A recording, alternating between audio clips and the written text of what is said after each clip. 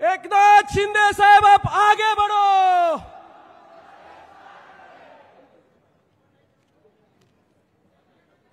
छत्रपती शिवाजी महाराज की जय भवानी।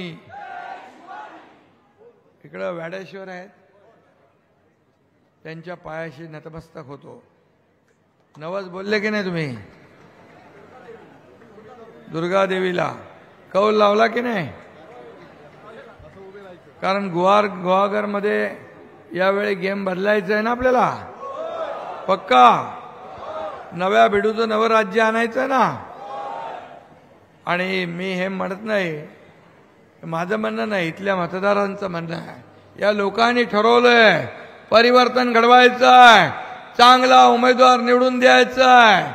आणि आपले उमेदवार राजेश बेंडल यांच्या प्रचार सभेला उपस्थित आपले पालकमंत्री उदय सामंतजी, आपले माजी आमदार डॉक्टर विनय नातूजी, रवींद्र फाटक, सदानंद चव्हाण, शशिकांत चव्हाण, विश्वनाथ पाटील आपले कुणबी सेनेचे, बळीराज सेनेचे अध्यक्ष अशोक वालमजी, राष्ट्रवादीचे सुरेश सावंत, आरपीआयचे संदीप कदम, कोकरे महाराज, प्रकाश बांगरट, सर्व मान्यवर ज्यांची नावं घेतली नाही ते सर्वजण, सगळे भरपूर लोक आहेत।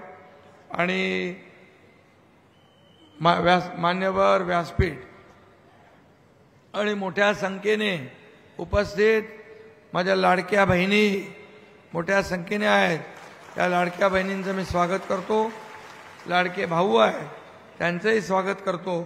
आणि आज लोकनेते शामराव पेजे स्मृती दिन आहे, त्यांनाही मी वंदन करतो। खरं म्हणजे आता इथल्या मतदारांनी भाकरी फिरवायची वेळ आलेली आहे आणि ते ठरवलंय। आणि भाकरी ऑलरेडी करपलेली आहे, करपले ना, आणि करप्ट झाले, करप्ट। भगवान परशुरामाच्या पौराणिक भूमीवर आज मी महायुतीचे उमेदवार राजेश बेंडल यांच्या प्रचार सभेला आलेला आहे। अतिशय साधा माणूस आहे, साधा कार्यकर्ता आहे, छक्के पंजे काय नाही। मी पहिला बघितलं तेव्हा बघितलं, अरे हा काय एकदम साधा सुधा सज्जन माणूस आहे।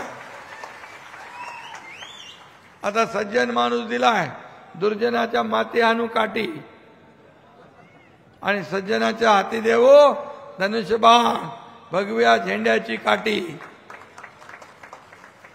आणि म्हणून राजेश बेंडल हे निवडून जाणार असं कौल वॅडेश्वर आणि दुर्गादेवीने दिलेला आहे। आणि एकदा कौल दिला की आपल्याला माहित आहे कोकणामध्ये आपलं राजेश बेंडल यांचा बेडा पार आणि समोरच्याचं बंडल बांधून पार्सल घरी पाठवून द्या। आणि म्हणून मला एवढंच सांगायचंय, काम करणारा आमदार या भागात पाहिजे, या ठिकाणी विकास करणारा आमदार पाहिजे। कारण सरकार महायुतीचं आहे, सरकार महायुतीचं सरकार आहे, पुढेही महायुतीचं सरकार 100% येणार आहे। ही काळ्या दगडावरची भगवी रेघ आहे। आणि म्हणून मग तुम्हाला काम करणारा आमदार पाहिजे की मिमिक्री करणारा ऍक्टर पाहिजे का चांगलं कॅरेक्टरवाला आमदार पाहिजे? चांगला कॅरेक्टरवाला आमदार कोण? यो बाजूला उभा आहे। आणि म्हणून याला आशीर्वाद देणार तुम्ही सगळे, माझ्या लाडक्या बहिणी, लाडके भाऊ, मला हात वर करून सांगा, राजेश बेंडलच्या मागे आता एवढ्या लोकांनी 3-4 मतं गोळा केली तरी सुद्धा समोरच्याचा कार्यक्रम करेक्ट होऊन जाईल। आणि म्हणून रत्नागिरीमध्ये या कोकणामध्ये एक चांगलं काम करणारा माणूस पाहिजे, खऱ्या अर्थाने लोकांना न्याय देणारा माणूस पाहिजे। खरं म्हणजे आडी नासवणारा आंबा नको, आता त्याला फेकून द्या, कोई पण नको, साल पण नको, नाही तर सालीवरून पाय घसरून पडाल। आणि म्हणून मी आपल्याला एवढंच सांगतो, लोकांना त्रास देण्यामध्ये ज्यांची आमदारकी संपली, कोकण हा शिवसेनेचा बालेकिल्ला आहे। बाळासाहेबांनी कोकणाचं नातं आपल्याला माहीत आहे.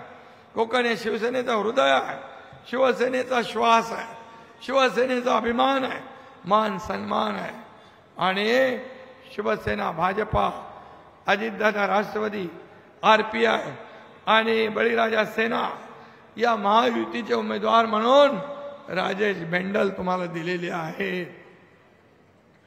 एक अतिशय चांगला काम करणारा आणि लोकांना न्याय देणारा आमदार तुम्हाला आम्ही दिला आहे. कोकणानं जे शिवसेनेला दिलं त्याला तोड नाही. बाळासाहेबांनी कोकणावर प्रेम केलं, त्यामुळे कोकण आणि शिवसेना हे समीकरण गेले अनेक वर्षाचं आहे. आपण पाहतोय म्हणून कोकणामध्ये एकही खासदार उभाटत आला का? आला खासदार कोकणात? एकही खासदार उभाटाचा आला नाही. त्याबद्दल तुमचं मी मनापासून अभिनंदन करतो. कारण ज्यांनी बाळासाहेबांचे विचार सोडले, वैचारिक भूमिका सोडली, ज्या बाळासाहेबांनी काँग्रेसला म्हटलं माझी काँग्रेस होऊ देणार नाही, नाही तर माझं दुकान बंद करेन, त्या काँग्रेसच्या मांडीला मांडी लावून सरकारमध्ये गेले, स्वतःच्या मोहापायी खुर्चीपायी मुख्यमंत्री झाले. काय मिळवलं? काय मिळवलं?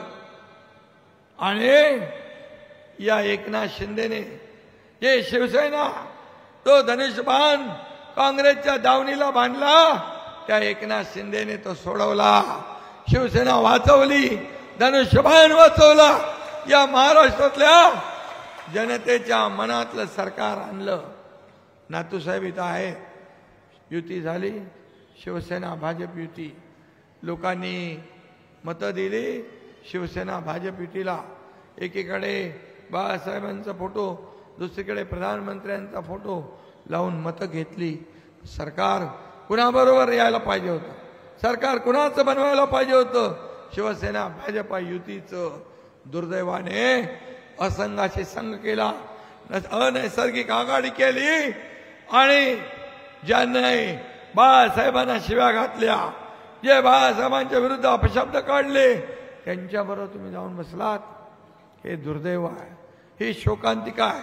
आणि म्हणून माझ्यासारख्या सर्वसामान्य कार्यकर्त्याने मलाही तुम्ही लाईटली घेतलं, हलक्यात मला घेतलं, पण मी तुमचा टांगा पलटी करून टाकला, सरकार बदलून टाकलं, लोकांच्या मनातलं सरकार आणलं, लोकांच्या माझ्या माय भगिनींच्या मनातलं सरकार आणलं. आणि म्हणून मला अभिमान आहे, 50 आमदार, 13 खासदार या सर्वसामान्य एकनाथ शिंदेवर विश्वास ठेवतात. एक नगरसेवक, ग्रामपंचायत सदस्य इकडून तिकडे जाताना विचार करतो, पण कुणीही विचार केला नाही. मी मंत्री होतो, माझ्यावर 7-8 मंत्री होते. सत्तेतून आम्ही बाहेर पडलो, लोक सत्तेच्या बाजूने जातात, सत्तेच्या विरुद्ध आम्ही गेलो. कारण आमची लढाई विचारांची होती, आमची लढाई वैचारिक होती, आमची लढाई बाळासाहेबांचे विचार ज्यांनी खतम केले त्यांच्या विरुद्ध होती. आणि म्हणून आम्ही धाडसी पाऊल उचललं आणि सरकार बनवलं लोकांच्या मनातलं. अरे आम्हाला पहिल्या दिवसापासून तुम्ही गद्दार म्हणता, आम्हाला पहिल्या दिवसापासून म्हणता सरकार पडणार पडणार पडणार, पण तुमच्या आशीर्वादाने सरकार मजबूत होत गेलं, सरकार तगडं झालं, सरकार योजना करू लागलं. आणि मला अभिमान आहे, त्यांच्याकडे ज्योतिषी कच्चा होता. रोज म्हणायचे, पण रोज म्हणता म्हणता पूर्ण कालावधी संपला.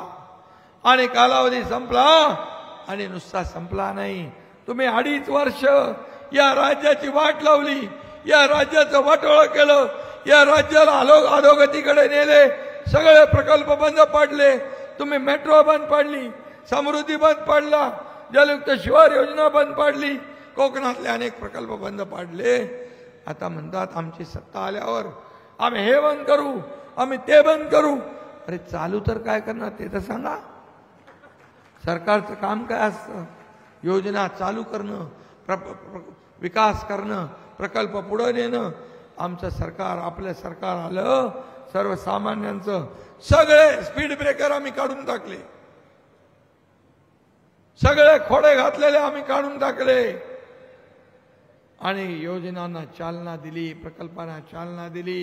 मुंबईत कधी आलात तर बघा, कोस्टल रोड बघा, अटल सेतू बघा, मेट्रो बघा, कार शेड बघा, जलयुक्त शिवार योजना बघा, समृद्धी महामार्ग बघा. तुम्हाला आनंद वाटेल की सरकार काम करणारं सरकार. आणि दुसरीकडे कल्याणकारी योजना. उद्योग मंत्री इकडे आहेत. उद्योग पळवला, उद्योग पळवला, उद्योग पळवला. किती लाख कोटीचे उद्योग आणले हो उदय सामंत? 5 लाख कोटीचे उद्योग या महाराष्ट्रामध्ये आणण्याचं काम आपल्या सरकारने केलंय. आपलं सरकार नव्हतं, महाविकास आघाडी सरकार होतं, त्या आपला 3ऱ्या नंबरवर होतो. गुजरात, कर्नाटक 1ल्या नंबरला होत.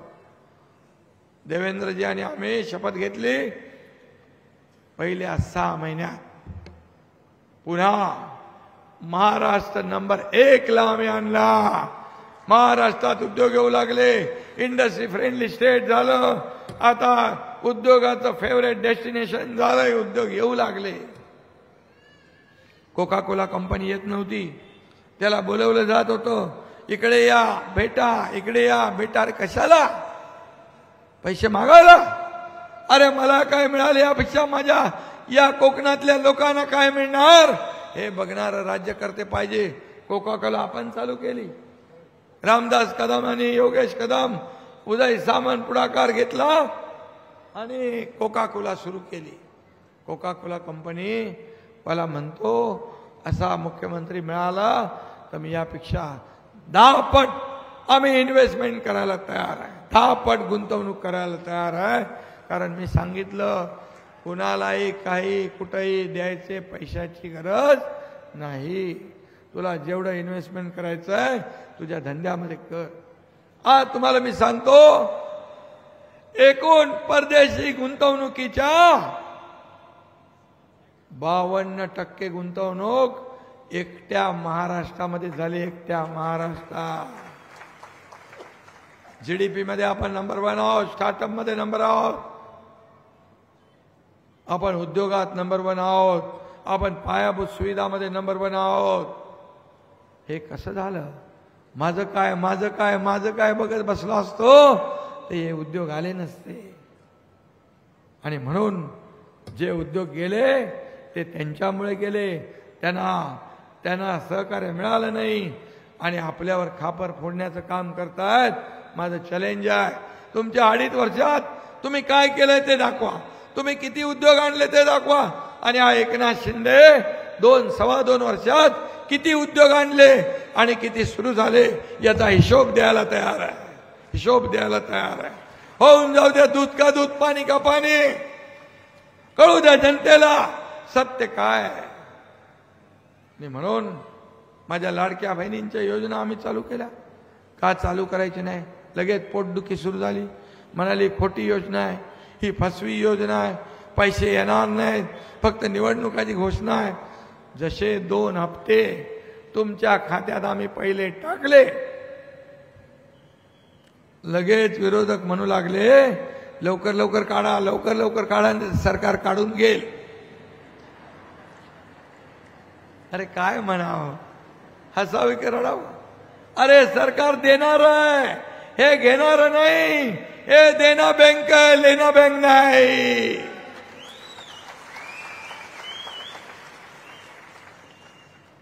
ऑक्टोबरमध्ये आम्हाला माहित होतं, आचारसंहिता भाऊ करून या ठिकाणी हे तुमचे सावत्र भाऊ, दुष्ट कपटी भाऊ हे काळा मांजर आडवं घालतील. आम्ही ठरवलं नोव्हेंबर मधले पैसे आम्ही ऑक्टोबर मध्ये देऊन टाकले, 2 हप्त्याचे. आणि 5 हप्ते आम्ही तुमच्या खात्यात दिले. 5 हप्ते. आता तुम्हाला आम्ही सांगतो, 20 तारखेला मतदान झाल्यावर डिसेंबरचा हप्ता तुमच्या खात्यात तात्काळ जमा झाल्याशिवाय राहणार नाही, हा शब्द देतो.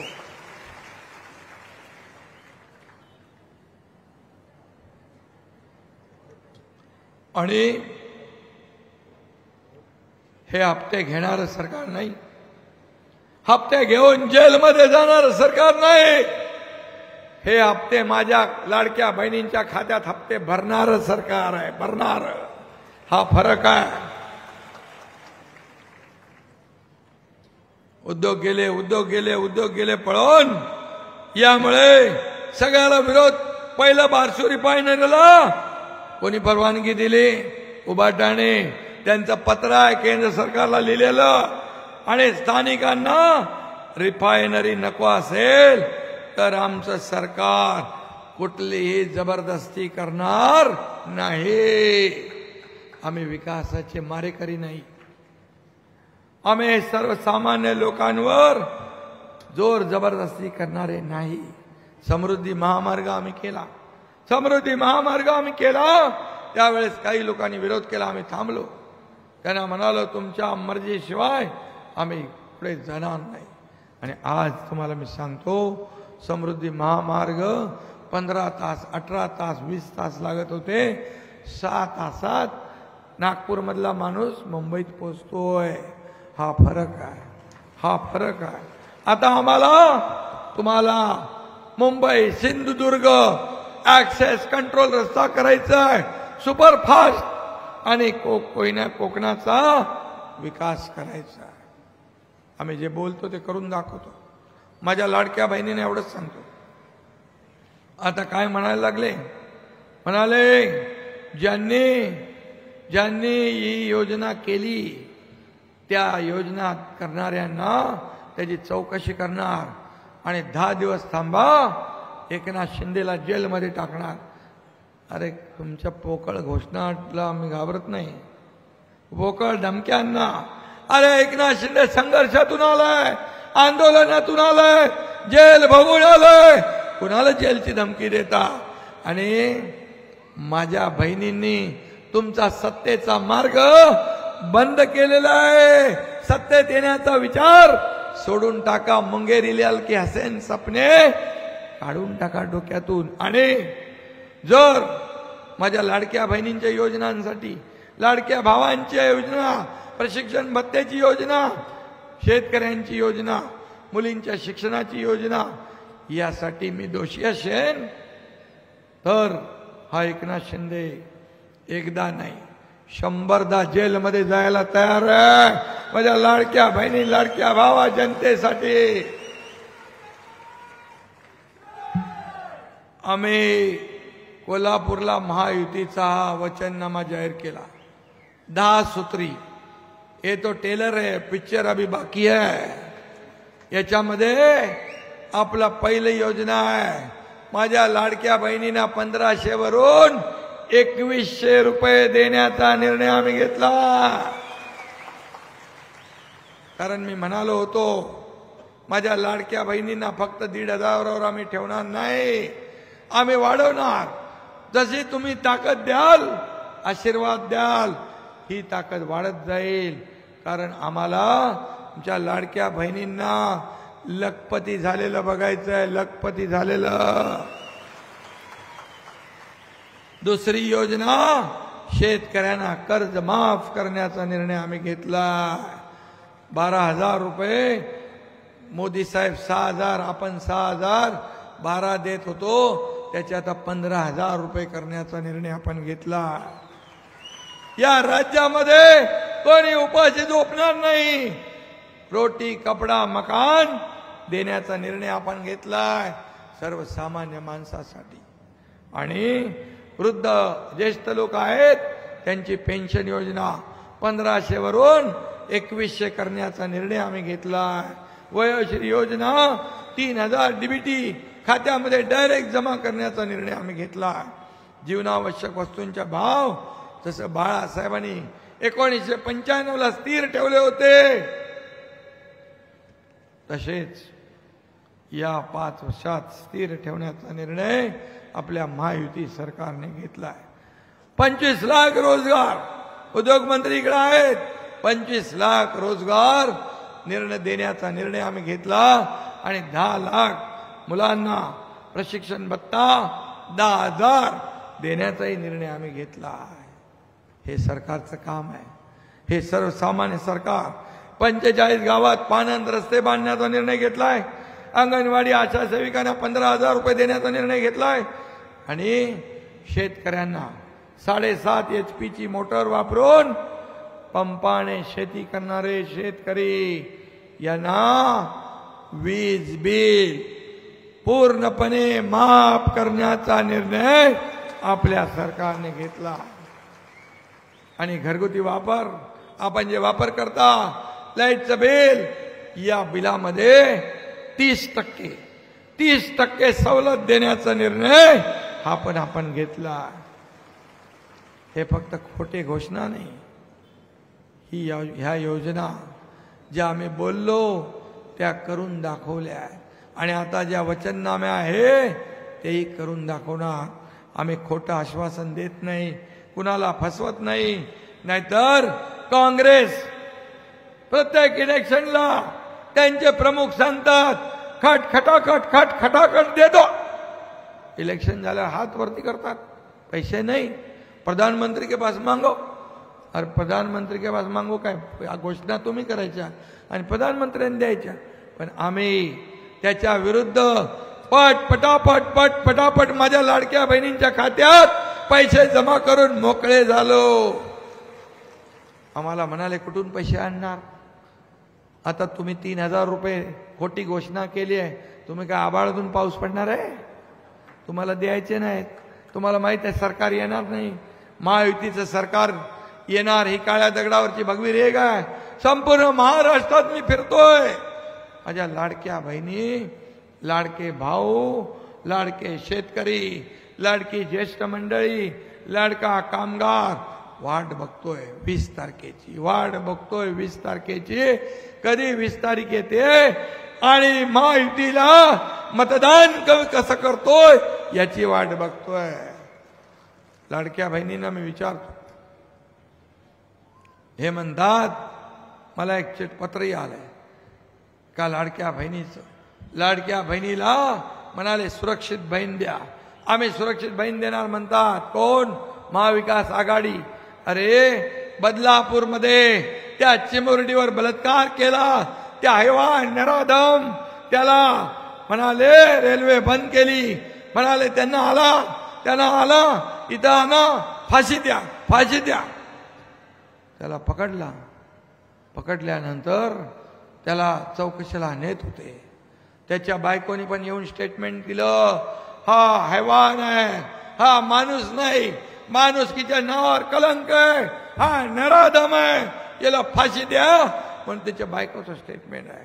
जेव्हा त्याला चौकशीला घेऊन गेले तेव्हा त्यांनी पोलिसाची बंदूक काढून, पिस्तूल काढून गोळी मारली।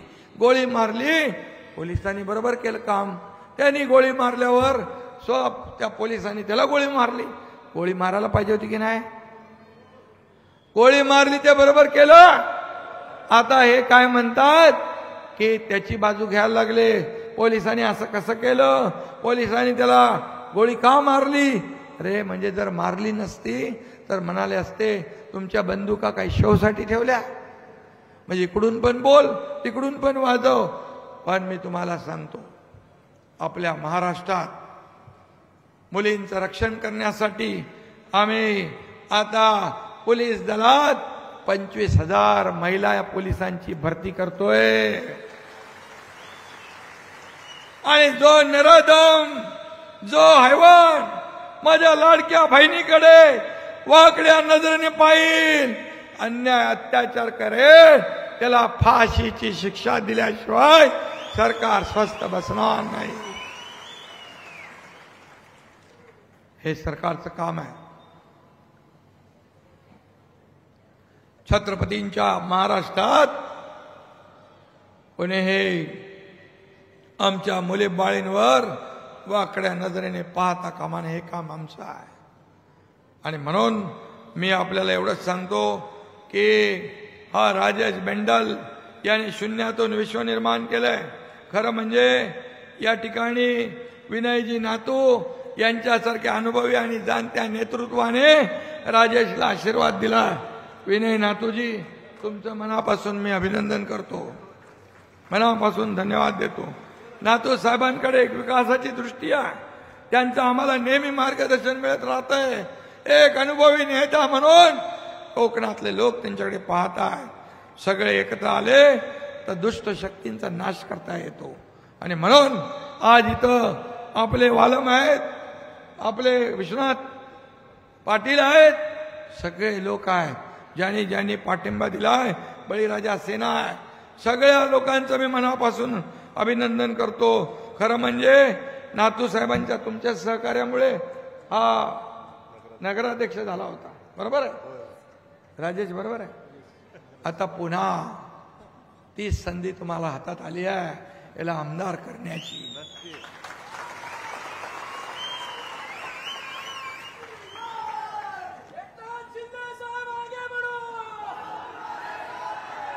आणि मी सांगतो आपल्याला, एकनाथ शिंदे बोलतो ते करतो. एकदा शब्द दिला मागे फिरत नाही. बाळासाहेबांनी आम्हाला, दिघे साहेबांनी आम्हाला शिकवलंय, एकदा शब्द देताना 10 वेळा 100 वेळा विचार करा, पण एकदा शब्द दिला की मागे फिरायचं नाही. आणि म्हणून तर सत्तेत असलेलं चालू सरकार एकनाथ शिंदे पाडू शकला. एकनाथ शिंदे पाडू शकला आणि सरकार पाडलं नाही. लोकांच्या मनातलं आम्ही सरकार निर्माण केलं, आणलं. म्हणून जर सरकार नसतं आलं, उदय सामंत सांगा किती कंपन्या आल्या असत्या, किती विकास झाला असता, किती शेतकऱ्यांना पैसे मिळाले असते, लाडक्या बहिणींना माझ्या पैसे मिळाले असते, लाडक्या भावांना प्रशिक्षण भत्ता मिळाला असता, शेतकऱ्यांना 12,000 मिळाले असते, 1 रुपयात पीक विमा मिळाला असता, लेक लाडकी लखपती योजना झाली असते. आणखी एक आपल्याला सांगतो माझ्या भगिनींनो, एक मुलगी, एका मुलीने आत्महत्या केली. मी रात्री 1 वाजता बातमी बघितली. का आत्महत्या केली? ती इंजिनिअरिंगमध्ये शिकत होती. 50% फी सरकार भरत होतो, 50% पालकांनी भरायची होती. पण पालकाची ऐपत नव्हती.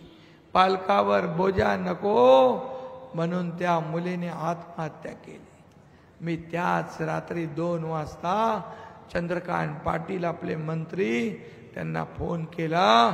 मी सांगितलं आपल्या राज्यात शिक्षणासाठी एक मुलगी आत्महत्या करते, या सत्तेला काय उपयोग? या सत्तेचा उपयोग काय? राज्यकर्त्याचा आपला उपयोग काय? जर आपल्या राज्यात शिक्षणासाठी वंचित राहून आत्महत्या होत असेल, ताबडतोब निर्णय घेतला. डॉक्टर, इंजिनियर, वकील जे काय बनायचं आहे त्याचा संपूर्ण खर्च सरकारने उचलण्याचा निर्णय घेतला. हे सरकारचं काम. हे सरकार कुणासाठी पाहिजे? स्वतःसाठी? स्वतःचे इमले बांधायला, स्वतःचे बंगले बांधायला, स्वतःचे हॉटेल बांधायला? बिलकुल नाही. या एकनाथ शिंदेने ठरवलंय मला काय मिळालं पेक्षा या महाराष्ट्रातल्या जनतेला काय मिळालं, या महाराष्ट्रातल्या माझ्या माय भगिनी शेतकऱ्यांना काय मिळालं हे बघणारा एकनाथ शिंदे आहे. कारण हा एकनाथ शिंदे तुमच्यातला आहे. एका शेतकऱ्याचा पोरगा आहे. हा शेतकऱ्याच्या पोरानं मुख्यमंत्री होऊन आहे. सोन्याचा चमचा घेऊन जन्माला आलेले पैशाच्या राशीत लोळण घेणाऱ्यांना तुमच्या 1,500ची किंमत काय करणार? ती किंमत या एकनाथ शिंदेला कळती आहे. आणि म्हणून शिवसेना, भाजपा, राष्ट्रवादी, महायुती यांनी मी आणि माझे दोन्ही उपमुख्यमंत्री यांनी ठरवलं, जे काय करायचं ते या राज्यातल्या जनतेसाठी करायचं. जे काय करायचं या राज्यातल्या शेतकऱ्यांसाठी, माझ्या माता भगिनींसाठी, त्यांचे अश्रू पुसण्यासाठी, त्यांच्या जीवनामध्ये बदल घडवण्यासाठी करायचं. बदल घडवण्यासाठी करायचं. आणि म्हणून तुमच्या हातात संधी आहे. एक लोकसेवेचा वारसा, बँडल त्याचे वडील आमदार होते. आज त्याच्या हातात त्याला आपण संधी दिली आहे. आणि त्याच्याकडे काय, त्याला कुठे मुंबईमध्ये फ्लॅट घ्यायचे नाही, बंगले बांधायचे नाहीत. बांधायचे? गरीब माणूस आहे. एकदम आमचं निवड चांगली आहे ना, उमेदवाराची निवड चांगली आहे ना तू साहेब? चांगला माणूस दिलाय, कारण या एकनाथ शिंदेला पण मोहन आई आहे. मला काय, मी काय होतो? मी सर्वसाधारण कुटुंबातला एक कार्यकर्ता. मी कालही कार्यकर्ता म्हणून काम करत होतो, आजही कार्यकर्ता म्हणून काम करतोय, उद्याही कार्यकर्ता म्हणूनच मी काम करणार आहे. आणि मी स्वतःला सीएम म्हणजे चीफ मिनिस्टर नाही, मी स्वतःला सीएम म्हणजे कॉमन मॅन समजतो. कॉमन मॅन, सर्वसामान्य माणूस. आणि या राज्यातल्या कॉमन मॅनला ताकद देऊन मला त्याला सुपरमॅन बनवायचं आहे, हाच आमचा संकल्प आहे. आणि म्हणून माझ्या लाडक्या बहिणी, मगाशी काय हॉस्पिटलचं कुठलं काय होतं? निरामय हॉस्पिटल बंद पडलं काय? किती पैसे खर्च लागणार आहे? खर्च चालू व्हायला किती खर्च लागते? कुणाचाही असू द्या हॉस्पिटल, ते 10 कोटी जे लागतील ते 10 कोटी उद्योग मंत्री तुमच्या खात्यातून ताबडतोब द्या आणि हे हॉस्पिटल चालू करा. त्याला लागणारे पैसे उद्योग मंत्र्यांना धन्यवाद देतो. पहिल्यांदा एसटीचे सगळे डेपो कॉन्क्रीटचे करायला 500 कोटी रुपये या उदय सामंत यांनी दिले. आज एसटीची बघा, जे मी सांगितलं ते उदय सामंत यांनी केलंय. आज मुख्यमंत्री स्वयंरोजगार योजना त्यांची आहे. किती आपण सबसिडी देतो? 35% सबसिडी. महिलांना फूड ट्रक देतो, महिलांना पोळीभाजी केंद्राची गाडी देतो. त्याच्यातून उद्योग उभा राहतो, लोकांना काम मिळतं. अण्णासाहेब पाटील आर्थिक विकास महामंडळ यातून देखील 1 लाख लोकांना 15 लाख बिनव्याजी कर्ज दिलंय. आणि महिला बचत गटांना सक्षम करणं. प्रधानमंत्री महोदयांनी लखपती दीदी, ड्रोन दीदी, जनधन योजना, बेटी बचाओ बेटी पढाओ, स्वनिधी असे अनेक प्रकल्प सुरू केले. महिलांना आत्मनिर्भर करणं, आत्मसन्मान मिळवून देणं हे काम आमच्या डबल इंजिन सरकारचं आहे. मी आपल्याला सांगतो, आम्ही दिल्लीला जातो कशाला? पैसे आणायला. मला मुख्यमंत्री करा, मुख्यमंत्री करा, मला मुख्यमंत्री चेहरा करा. हे गल्लीमध्ये दिल्लीच्या गल्लीत जात नाही सांगायला. अरे पूर्वी बाळासाहेब होते तर अख्खे दिल्ली सगळे मातोश्री येत होते. आता तुम्हाला दिल्लीच्या गल्ली गल्ली फिरायला लागते. तुमचा चेहरा तुमच्या आघाडीलाच चालत नाही तर राज्याला कसा चालेल? पण हा एकनाथ शिंदे राज्याच्या विकासासाठी पैसा आणायला जातो. मी आपल्याला सांगतो, मनमोहन सिंग सरकार होतं 2004 ते 14, त्यामध्ये राज्य सरकारला काँग्रेसचं सरकार राज्यात होतं. किती पैसे दिले? 2 लाख कोटी रुपये दिले.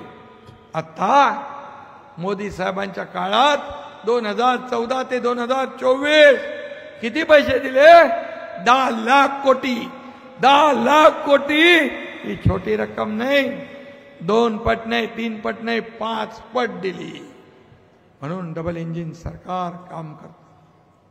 उद्योग आणू, रोजगार देऊ.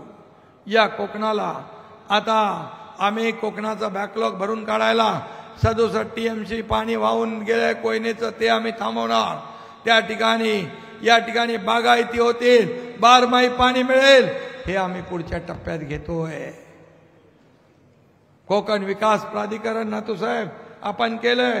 त्याला 500 कोटी MIDC, 500 कोटी MSRDC, 500 कोटी MMRDA आणि सरकारने 1000 कोटी रुपये असं आपण ते मजबूत एक प्राधिकरण करतोय. कोकणातल्या काजू प्रक्रिया, आंबा प्रक्रिया सगळ्यासाठी कामाला येईल. रस्त्यांसाठी कामाला येईल. एक्सप्रेस, कोकण एक्सप्रेस आपण करतोय. कोकणातला बॅकलॉग पूर्ण भरून काढणार, कारण कोकण हा निसर्गाने नटलेला प्रदेश आहे. पर्यटनाला चालना देणार. कोस्टल रोड आपण करतोय आणि म्हणून पर्यटक या ठिकाणी येतील कधी? जेव्हा कनेक्टिव्हिटी वाढेल. Rail connectivity, air connectivity, road connectivity जेव्हा होते तेव्हा त्या भागाचा विकास होतो. आणि म्हणून मी आपल्याला एवढंच सांगतो की या वेळेस आपण फक्त गप्पा मारणाऱ्या, भाषणं करणाऱ्या, लोकांची नक्कल करणाऱ्या, लोकांना मतदान करणार की साधा सुधा आपला आमदार आपला राजेश बेंडल यांना आपण मतदान करणार हे आपल्याला ठरवायचं आहे. आपले 5 वर्ष पुढचे, कारण महायुतीचं सरकार येणार, कुठल्याही बाबतीत शंका बाळगू नका. हे काळ्या दगडावरची भगवी रेघ आहे. आणि म्हणून समविचारी सरकार दिल्लीत, समविचारी सरकार इकडे, आणि एका विचाराचा आमदार देखील तुम्ही दिला तर या भागाचा काया पालट होईल, या मतदारसंघाचं नंदनवन होईल आणि सगळीकडे लोकांच्या हाताला काम मिळेल. आणि म्हणून माझ्या लाडक्या बहिणींना माझं एकच काम आहे, लाडक्या भावाने मी सांगतो, माझं एक काम कराल, माझं एक काम कराल. तुम्ही आता इथून गेल्यानंतर ज्या बहिणी आहेत, जे भाऊ आहेत, जे माझे इथले मतदार आहेत, त्यांना फक्त बहिणींना सांगा आम्ही लाडक्या भावाला एकनाथ शिंदेला भेटून आलोय. जे लोक म्हणतात ही योजना आम्ही बंद करणार, बोले कोणाही माईकाचा ला तरी एकनाथ शिंदेने सांगितले तुमच्या भावानी ही योजना बंद होऊ देणार नाही. एवढा निरोप द्या.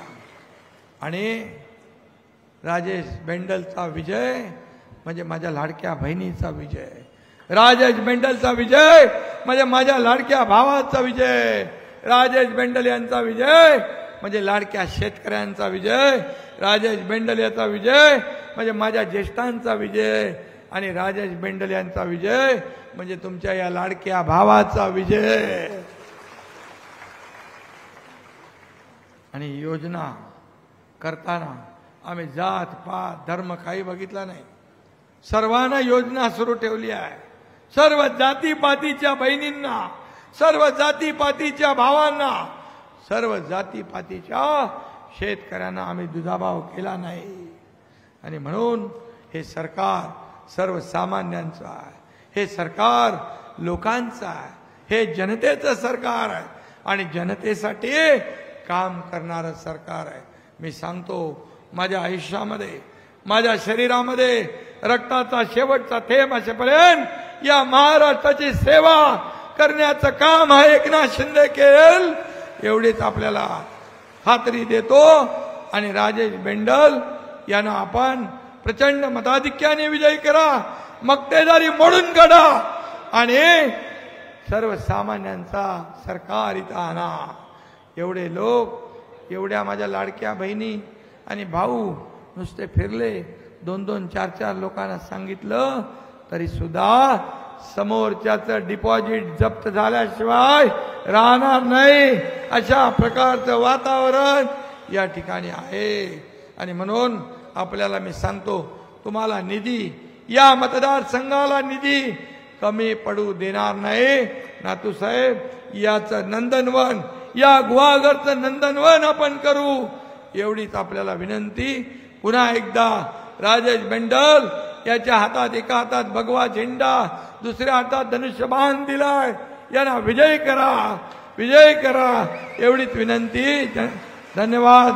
जय हिंद, जय महाराष्ट्र.